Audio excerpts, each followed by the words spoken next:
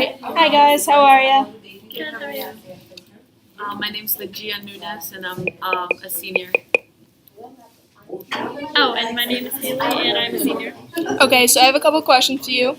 When you graduate North High School, do you feel you are going to be ready to move on to college or your next step in life?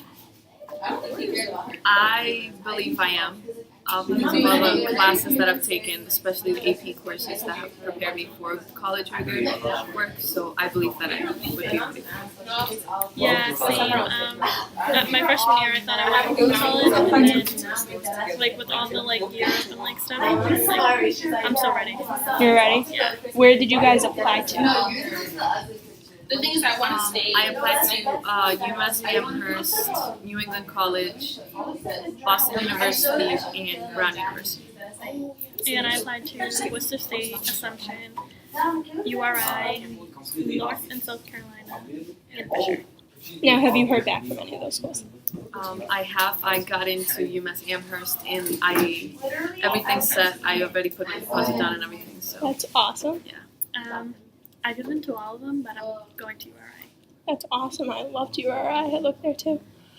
Now, while at North High, give me one of your favorite moments in the classroom and then outside, whether it be sports-wise, theater-wise, any fun activity after school. So in school and then out. In school, my favorite thing has to be most of the AP classes that I've taken, because I've been taking them with people that have similar mindsets that I do. Like, they like to do their work and focus rather than just goofball like most students here. Mm-hmm. And outside would have to be my 3 years of softball that I've done. So in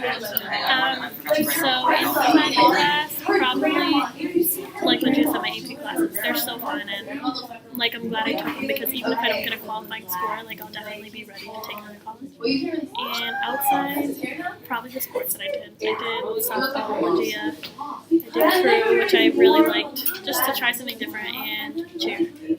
Now, did you ever feel while taking AP or SATs that the number represented you instead of how you truly were academically or your work ethic? Well, I think the number represented a part of me as a whole. It only represented what I could do in that moment in time. It didn't show what I could do overall, exactly. And plus, it also played in a lot of the life things that were happening as I was taking the test, and the things that I was thinking about as I was taking the test. So it added those negatives with the knowledge that I have. So same. I took the SAT 3 times or twice, 3 or 2 times, and I worked so hard in school. Even if I can't get anything below a B or 85, I get nervous.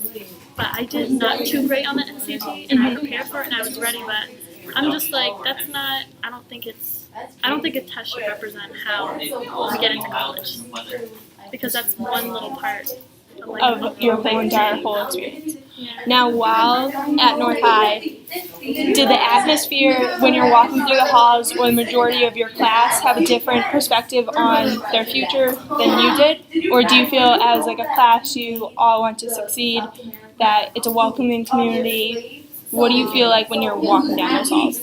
So with North, the one thing that I really liked about it was the fact that it was very welcoming. It wasn't there's this set rule that you have to, set role that you have to fit. You could be whatever you wanted.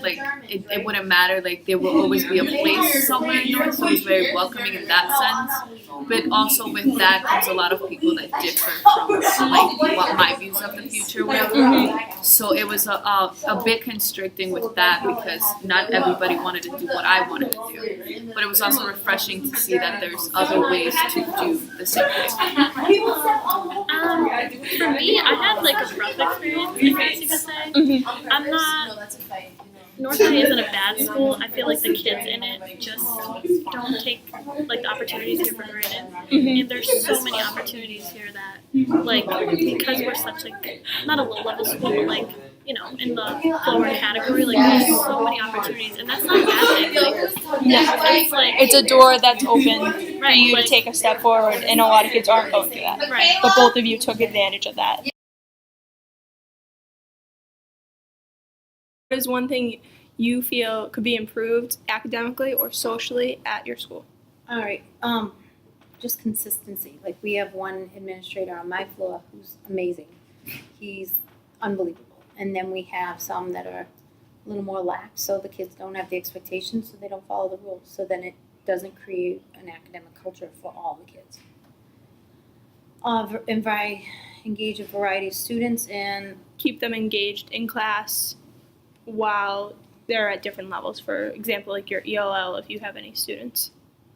check for understanding, scaffolding, paired learning.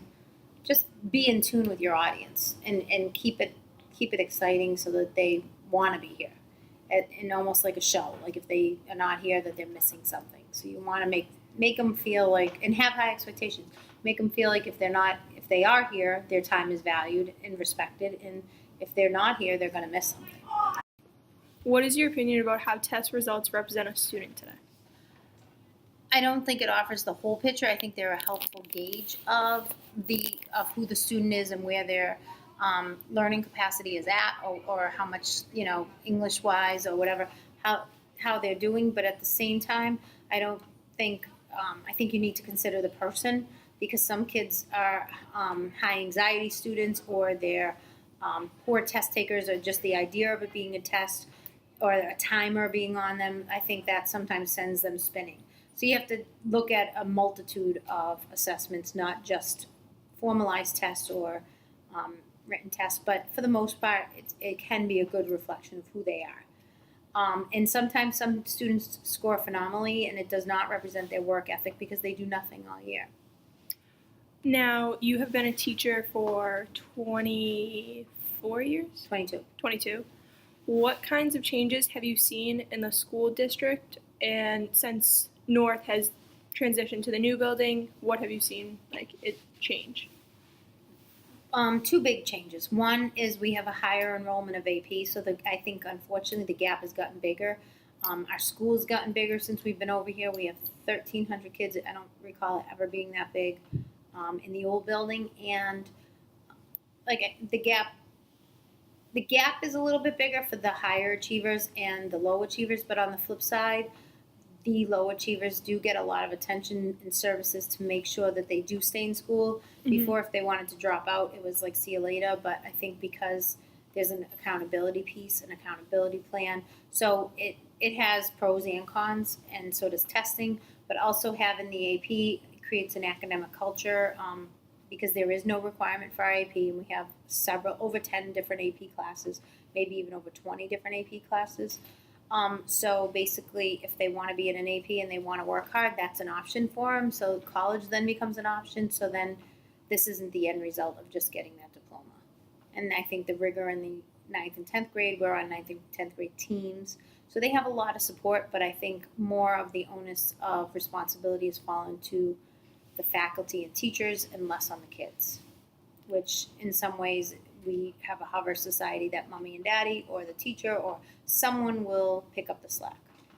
And when they don't pick up the slack, where would you find those students? In the best position, or would you find them in the typical, stereotypical scenario of not a It good varies. student? It varies because it can be either that some of them wake up when they get to college and they push through and they can make it, or some of them are so overwhelmed that post-secondary education isn't an option, work is not an option, and they're just back on the cycle. So some of them use it to their advantage, that they have every opportunity and every saving net there for them, and others just throw it away. And so it's an individual of society. It's representation of society. Some people, given a hand, they'll use it to help them get out of a hole, and others will just let themselves fall further regardless of how much help is available. Now, my last question to you is, I know that all the classrooms use technology. Do you think that's an advantage, or is it a disadvantage that the kids don't have to work as hard as prior years of not having I think the technology? technology can change the pace of the classroom. I mean, I have the Elmo and the projector. I don't know if you can see it over here. If you wanna scan. So the Elmo and the projector. So I can show them a clip. I can show them an image. For instance, I have an inclusion class that we're doing Antigone. So Friday we had, a bad weather morning and we were leaving early in the afternoon. So it wasn't a full class, but as a review, I could show a movie clip. So it was another modality of teaching that other than, them hearing the dialogue, it was a way to review with a quick, with the benefit of technology. And like if I want them to write something down, even if they use cell phones or notes, if they're not a fast note taker, they have a chance to get engaged. So it's just a chance to, some kids like that and some kids don't. They'd rather, look at a book and figure it out themselves. So if you use a lot of the different modalities, then you can capture a lot of the interests of the students. So I think it can help as long as you have set guidelines with it in the classroom. I have no issues with phones in my classroom. So, because I set the rules. But when I say you can take out your phone to take a picture of the notes or to look this up or to try, like I showed them how to use the MCAS Department of Ed website for review to get ready for MCAS and see what the test will look like, see what the scoring will look like. And that day they were allowed to take out their phones. So it shows them how to use technology responsibly.